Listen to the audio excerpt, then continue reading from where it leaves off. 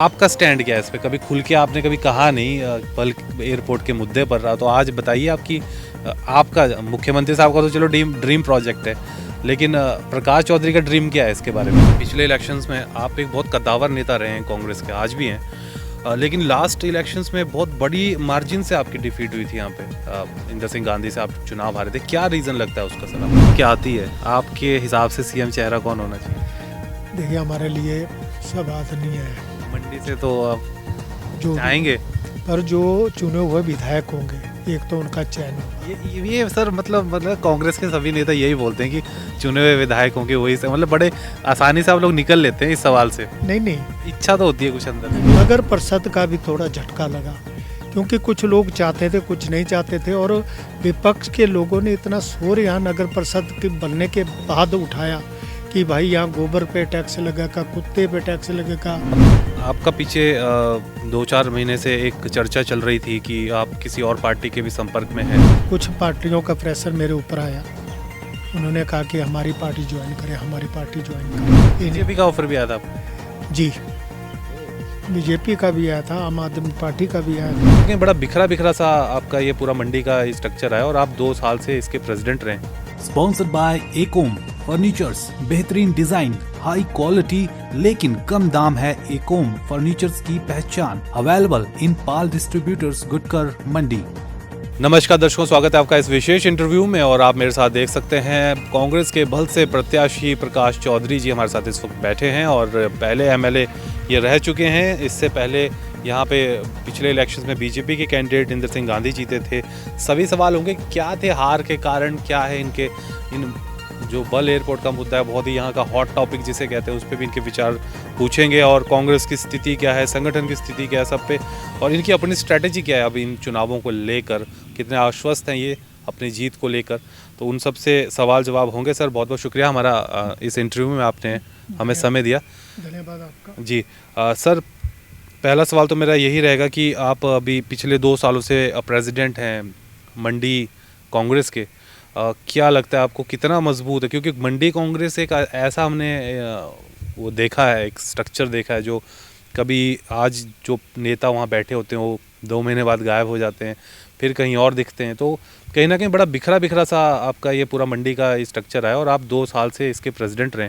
परंतु कुछ सामने आ रहा है कि संगठन मजबूती से नहीं चला, ऐसा कुछ नहीं है। जितना हो सकता, हालांकि भारतीय जनता पार्टी को भी लगा कि प्रकाश चौधरी के आने से मंडी का जो संगठन बिखरा हुआ था, आज से पहले जो भी मेरे से पहले जो भी अध्यक्ष थे मंडी जिला के, उनके समय में वो आम आदमी ज्वाइन कर लेते हैं, फिर आम आदमी से भी बाहर हो जाते हैं। फिर हाँ, ऐसा पार्टी में उनका दिल नहीं लगता, फिर वो आम आदमी में चले गए, फिर उसके बाद उन्होंने आम आदमी पार्टी छोड़ दी।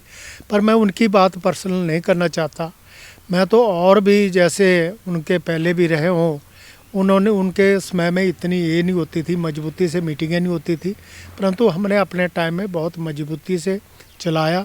और जब जब हमें ज़रूरत पड़ी, हाईकमान से जो आदेश आए, पार्टी के पक्ष में आप रैली करें, पार्टी के पक्ष में आप काम करें, वो हमने किया। मेरा वही सवाल है सर, क्या कुछ ऐसा वो एक प्रेशर था कि क्योंकि मुख्यमंत्री का गृह जिला है और डिस्ट्रिक्ट हेडक्वार्टर है, तो पीछे मैंने ये सवाल एक प्रेस कॉन्फ्रेंस में भी पूछा था, उसमें आप भी मौजूद थे, कौल सिंह ठाकुर भी मौजूद थे, कि इतने सारे मुद्दे हैं जो परोस के दे रही है भाजपा आपको, लेकिन कोई भी मुद्दा आप उस तरीके से कैश नहीं कर पा रहे हैं जैसे एक विपक्ष को करना चाहिए। नहीं, ऐसा तो कुछ नहीं है, प्रेशर ऐसा कुछ नहीं है। माननीय मुख्यमंत्री का ये हम भी मानते हैं कि जिला मुख्यमंत्री का है। जहाँ जहाँ पहले धूमल जी मुख्यमंत्री रहे, अमरपुर जिले का कांग्रेस के ऊपर कोई प्रेशर नहीं रहा है। वीरभद्र सिंह माननीय मुख्यमंत्री कांग्रेस की तरफ से शिमला में रहे, तो विपक्ष के पास इतना प्रेशर नहीं रहा है। परंतु यहाँ भी मैं समझता हूँ मंडी में ऐसा कोई प्रेशर नहीं है। मुद्दे हमारे पास बहुत दिए हैं बीजेपी ने, जैसे महंगाई का मुद्दा है, बेरोजगारी का मुद्दा है, भ्रष्टाचार का मुद्दा है, मुद्दे बहुत है, उनको हम कर रहे हैं, लोगों में फैला रहे हैं और लोगों के बीच में जा रहे हैं। अब भी देखो, चुनाव नज़दीक है, 19-20 दिन का टाइम हमारे पास है। हमारी टीमें बन गई हैं, बूथ स्तर की कमेटियाँ हमारी बन गई, जो फील्ड में जा रहे हैं। कहीं हमने 2 पंचायतों पर एक कमेटी बनाई है, कहीं हमने 3 पंचायतों में एक कमेटी बनाई है। वो कमेटी अपना काम भरपूर इससे कर रही हैं। ऐसा तो कुछ नहीं है जैसे आप कर रहे हैं कि सीएम का प्रेशर। सीएम का प्रेशर नहीं, भारतीय जनता पार्टी अपना काम कर रही है, कांग्रेस काम कर रही है। ऐसा नहीं काम कांग्रेस पार्टी घर में बैठी है। कांग्रेस पार्टी के लीडर नेता जो है घर में बैठे हैं, चाहे वो माननीय ठाकुर कौर सिंह है, चाहे हाईकमान में दूसरे बड़े बड़े नेता हैं, वो सब अपनी अपनी जगह अपना अपना काम कर रहे हैं। पिछले इलेक्शंस में आप एक बहुत कद्दावर नेता रहे हैं कांग्रेस के, आज भी हैं, लेकिन लास्ट इलेक्शंस में बहुत बड़ी मार्जिन से आपकी डिफीट हुई थी यहाँ पे। इंदर सिंह गांधी से आप चुनाव हारे थे। क्या रीज़न लगता है उसका सर आपको? मेन सुखराम फैक्टर काम किया था? फर्स्ट रीजन तो मैं समझता हूँ उस वक्त मोदी जी की लहर। मैं जहाँ भी सुनता था मोदी मोदी, ठीक है, मोदी जी की लहर होगी उस वक्त। दूसरा ये आपने कहा कि सुखराम फैक्टर भी हो सकता है, क्योंकि जल्द ही पंडित सुखराम जी ने कांग्रेस को छोड़ के भारतीय जनता पार्टी का दामन थामा था। उनका भी बड़ा प्रभाव था इस इलाके में, बल में, क्योंकि पंडित जी का बहुत से लोग उनका बड़ा आदर करते हैं, सम्मान करते हैं, उनका भी प्रभाव रहा। तीसरी बात, यहाँ हमने एक नगर पंचायत बनाई, नगर परिषद का भी थोड़ा झटका लगा, क्योंकि कुछ लोग चाहते थे, कुछ नहीं चाहते थे, और विपक्ष के लोगों ने इतना शोर यहाँ नगर परिषद के बनने के बाद उठाया कि भाई यहाँ गोबर पे टैक्स लगेगा, कुत्ते पे टैक्स लगेगा, फलाने पे टैक्स लगेगा। इस तरह लोग, जो गांव के लोग हैं, वो घबरा गए, पता नहीं कितने टैक्स लगे, कितना क्या होगा, इसलिए वो घबरा गए और उन्होंने विरोध करना शुरू कर दिया। बहुत सी जगह से विरोध आया, मैंने उनकी बात सुनी। हालांकि वो राजा वीरभद्र सिंह जी से भी मिले। राजा वीरभद्र सिंह का भी ये समर्थन था कि प्रकाश चौधरी जो चाहे वो करे, चाहे नगर परिषद को भंग कर दे, भंग नहीं, ख़त्म कर दे, या नगर पंचायत को रहने दें, जैसा चाहते हैं। पर उस वक्त भी थोड़ा सा हमने आदरणीय अनिल शर्मा जी, नहीं सॉरी सुधीर शर्मा जी वहाँ मंत्री थे, उनसे भी आग्रह किया था हमने। उन्होंने भी कहा था कि हम जैसा आप चाहेंगे वो करेंगे, परंतु बाद में हो नहीं पाया। इलेक्शन एकदम आ गए, और इलेक्शन के बाद जब फिर बात छिड़ी तो वहाँ अनिल शर्मा जी ने कहा कि अब कोई कोर्ट में जा सकता, कोई कहाँ जा सकता। फिर हमने प्रपोजल बनाई, सेक्रेटरी डायरेक्टर को हमने सब कुछ बता दिया। उन्होंने वो प्रपोजल बनाए थे। उन्होंने कहा जब नेक्स्ट इलेक्शन आएगा उस इलेक्शन के बाद पहले हम कर सकते हैं इसको। तब बाद में अब हुई, जब इलेक्शन आया नगर परिषद के पार्षद का, तो उससे पहले हो गई। अब कुछ इलाके रहे हैं, उनको भी हम बाहर करने का प्रयत्न करें। कुछ ऐसे इलाके जो गांव के साथ जुड़े हैं, जो नहीं चाहते कि हमारे गांव में नगर परिषद बने। जी, आपका पीछे 2-4 महीने से एक चर्चा चल रही थी कि आप किसी और पार्टी के भी संपर्क में हैं। उनके पीछे क्या कारण थे? एक्चुअल में थे आप क्या किसी और पार्टियों में संपर्क में? नहीं, ऐसा कुछ नहीं था। कुछ पार्टियों का प्रेशर मेरे ऊपर आया, उन्होंने कहा कि हमारी पार्टी ज्वाइन करें, हमारी पार्टी ज्वाइन करें। मैंने कह दिया भाई मैं शुरू से कांग्रेस में हूँ और कांग्रेस में रहूँगा, कांग्रेस से लड़ूँगा। कांग्रेस चाहे टिकट दे चाहे ना दे। तो इसलिए उनका बहुत जगह से मुझे मैसेज भी आए, मैं नाम नहीं बताना चाहूँगा। और आम आदमी पार्टी? नहीं, चलो आम आदमी का हो, चाहे भारतीय जनता पार्टी का हो, कहीं दूसरी पार्टी का हो। बीजेपी का ऑफर भी आया था आपको? जी, बीजेपी का भी आया था, आम आदमी पार्टी का भी आया था, और दूसरी और पार्टियां हैं उनका भी आया था कि आपसे लड़ाएंगे। मैंने कहा नहीं, मैं इस वक्त कांग्रेस में कांग्रेस का काम करूंगा। कांग्रेस एक ऐसी पार्टी है जो हमेशा आम जनता के साथ रहती है, चाहे वो आदरणीय राजा वीरभद्र सिंह को लेकर आगे चले, चाहे हमारा कोई भी नेता है उनकी बात को लेकर चले, क्योंकि पार्टी को लोग तब पसंद करते हैं जब वो लोगों के बीच में जाए उनका लीडर। चलिए, तो अब आते हैं सबसे बड़े सवाल पर, क्योंकि हम बल में बैठे हैं। मेरे आसपास बहुत ही, जिसे कहते हैं मिनी पंजाब कहते हैं इसे, बल वैली है ये। चारों तरफ पहाड़ हैं, लेकिन बीच में बिल्कुल प्लेन एरिया आता है। और यहाँ पर मुख्यमंत्री साहब का ड्रीम प्रोजेक्ट जिसे कहते हैं कि इंटरनेशनल एयरपोर्ट, वो उसका एक पूरा एक बातचीत चली, कभी सर्वे हुए, और बहुत बड़ा ये एक मुद्दा है, क्योंकि मुख्यमंत्री साहब का अपना, ये जयराम ठाकुर जी का एक सपना है कि एक इंटरनेशनल लेवल का एयरपोर्ट इस इलाके में बने। प्रकाश चौधरी जी हैं जो खुद बल से आते हैं, इस इलाके में बहुत प्रभाव रखते हैं। सर, आपका स्टैंड क्या है इस पे? कभी खुल के आपने कभी कहा नहीं बल एयरपोर्ट के मुद्दे पर, तो आज बताइए आपकी, आपका मुख्यमंत्री साहब का तो चलो ड्रीम प्रोजेक्ट है, लेकिन प्रकाश चौधरी का ड्रीम क्या है इसके बारे में? नहीं, मैं इतना कहना चाहूँगा इसके बारे में, ठीक है, चलो माननीय मुख्यमंत्री का हम आदर करते हैं, उनका ड्रीम प्रोजेक्ट है, ठीक होना चाहिए। हमने एयरपोर्ट का कभी विरोध नहीं किया, क्योंकि ज़माना जो आगे की तरफ बढ़ रहा है, ठीक है, फैसिलिटी होनी चाहिए। अब देखो 4 लाइन सामने बना, पहले एक छोटा सा रोड होता था जैसे 70, 78, 80 में, उसके बाद थोड़ा ये नेशनल हाईवे बना, डबल लाइन हुआ, अब 4 लाइन बना। तो जितने भी विकास होता है उससे इलाका आगे बढ़ता है, इलाके के लोगों को मजबूती मिलती। नहीं, हम एक अच्छे इलाके से बिलोंग करते हैं, जहाँ डेवलपमेंट है, जहाँ काम है, जहाँ सुविधा सब है, उस इलाके से हम बिलोंग करते हैं।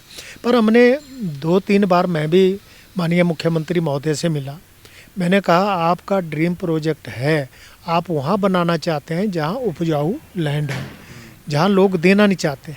अब कुछ लोग तो इसके पक्ष में, जैसे शुरू में इसका शोर पड़ा कि भाई 25 लाख रुपए बिस्कुआ इसकी कीमत लगेगी।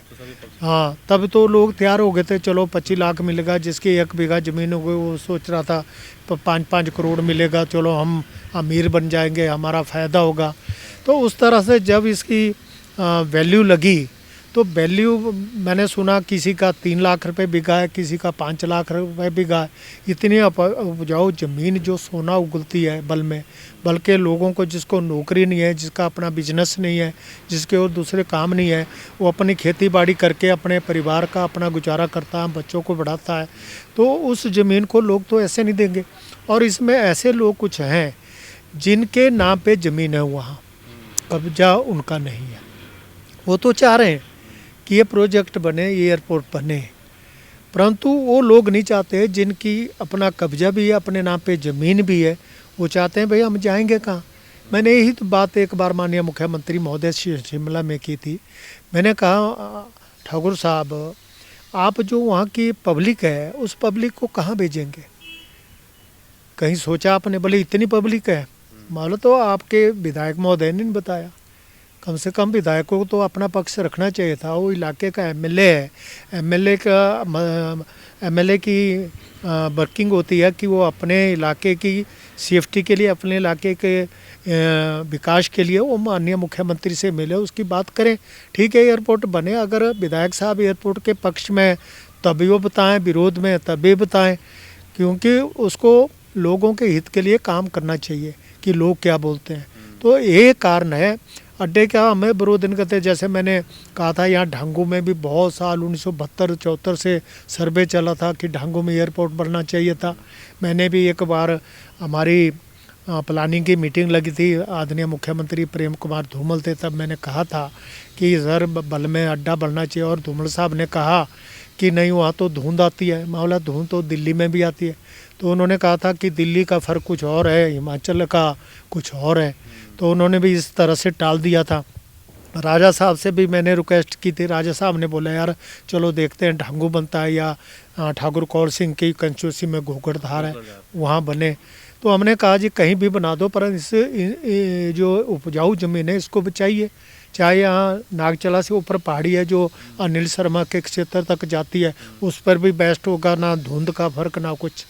तो इस ढंग से हम जाहू का भी उठता है। हाँ, जाहू का भी उठता है, पर जाहू के लिए शायद जयराम इस ढंग से नहीं चाहते होंगे कि ये मंडी में बने। मंडी के लिए मैं चाह रहा हूँ, मंडी में मेरी सोच है, तो इस तरीके से नहीं चाह रहे होंगे। तो जाहू का नहीं है, यहाँ 3-3 जगह है, या फिर मऊ शेरी का इलाका है ऊपर, वहाँ भी बन सकता है, काफ़ी बड़ी लंबी पहाड़ी है वो भी। तो इस तरह से एक उपजाऊ ज़मीन को ख़राब ना करके एक ऐसी ज़मीन पे बने जहाँ बंजर है, वहाँ कोई फसल ना होती हो, लोगों का कोई फ़ायदा उसमें नहीं है।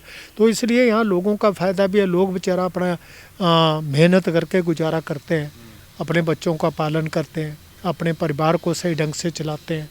तो ये सारी बातें। आपने इस चीज़ का इतना उस तरीके से विरोध क्यों नहीं किया? अगर आपको लगता है कि लोग चाहते हैं कि एयरपोर्ट ना बने, तो आपने क्यों नहीं मोबिलाइज़ किया एक लीडर होने के नाते पूरे जनता को? देखो, मैं एक लीडर हूँ, जनता का नुमाइंदा रहा हूँ, आज भी लोगों के हित में हूँ, पक्ष में हूँ।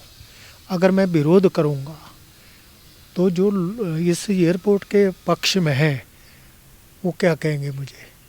वो तो बोलेंगे नहीं जी, हमें तो प्रकाश चौधरी से इतनी होप थी कि ये हमारा साथ देगा। तो तो इसलिए मैंने ये सोचा अपने मन में कि अड्डा बन जाता है तभी ठीक है, नहीं बनता तभी ठीक है। कुछ लोग इसके पक्ष में, कुछ इसके विरोध में है। अब मैं इसलिए भी कह रहा हूँ कि इस उपजाऊ ज़मीन के भारे बनता तब हम खुले आते कि नहीं बनना चाहिए, और इस ज़मीन पे बनता तो विरोध करना तो मुश्किल है, क्योंकि लोग आज एक छोटी सी बात को भी फिर बड़ा उछालते हैं। इसलिए मैं ना विरोध किया, ना मैंने इसके पक्ष में बोला। और आपने शुरू में भी कहा था कि आपने इसके पक्ष में नहीं बोला, इसके विरोध में नहीं बोला, कहीं इसके फेवर में कहीं नहीं आए। तो मैं इसी कारण नहीं आया, क्योंकि सर अभी तो आप हमारे इंटरव्यू में मान रहे हैं कि उपजाऊ ज़मीन पे नहीं बनना चाहिए। बिल्कुल उपजाऊ ज़मीन पे नहीं बनना चाहिए। मैं चाह रहा हूँ कि ढंगू में बने, यहाँ नागचला से ऊपर पहाड़ी उसमें बने, गोगरधार में बने, अड्डा बढ़ना चाहिए। मैंने शुरू में कह दिया था कि ज़माना आगे बढ़ रहा है और फैसिलिटी होनी चाहिए। पहले लोग साइकिल में चलते थे, फिर स्कूटर पे आए, फिर कारों में आए। अब इतने लोग पहले सफ़र जहाज़ से नहीं करते थे, आज मैक्सिमम लोग हमने देखा जहाज बाई एयर सफ़र करते हैं। मौजूदा विधायक हैं भाजपा के इंदर सिंह गांधी, टिकट उनको रिपीट हो गया है। उनके कामकाज को कैसे आंक रहे हैं आप? या आपको लगता है कि कोई एक ऐसा काम था जो बल में प्राइम इम्पोर्टेंस पे होना चाहिए था, जो वो नहीं कर पाए और वो आप करें? चलो जी, वो विधायक बने, उनके पास एक बेस्ट मौका था, क्योंकि मुख्यमंत्री मंडी के बने। मुख्यमंत्री का फ़ायदा वो उठा सकते थे, पर जिस तरह से उनको काम करना चाहिए उस तरह से उन्होंने कोई काम नहीं किया। ठीक है ना जी।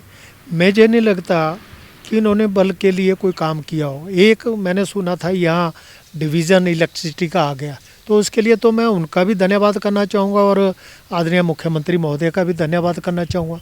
अगर कोई भी नुमाइंदा बनता है तो उनको सोच होनी चाहिए कि मेरा लोगों ने मुझे जिता के भेजा है, तो मैं लोगों के हित में, लोगों के पक्ष में कुछ काम करूँ, तब तो लोग खुश होते हैं।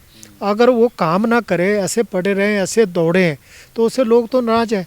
आज बल की जनता से आप पूछिए क्या हाल है उनका, क्या कहते हैं लोग उनके बारे में, जो उनको करना चाहिए न कर पाए। अब देखिए यहाँ एक मैं चैनलाइजेशन का काम के लिए मैंने 950 करोड़ का प्रावधान किया था। यहाँ विद्या स्टोक्स जी माननीय IPH मंत्री थे, आदरणीय राजा वीरभद्र सिंह माननीय मुख्यमंत्री थे। उन्होंने जैसा जैसा मैंने कहा उन्होंने किया, और दिल्ली स्पेशल ऑफिसर भेज के हमने दिल्ली भेजा। अप्रूवल तो अभी आई नहीं थी, पर अप्रूवल आ सकती थी, परंतु इसने क्या किया, उसको 950 से 400 करोड़ पहुंचा दिया। 400 करोड़ से कोई चैनलाइजेशन नहीं हो सकती।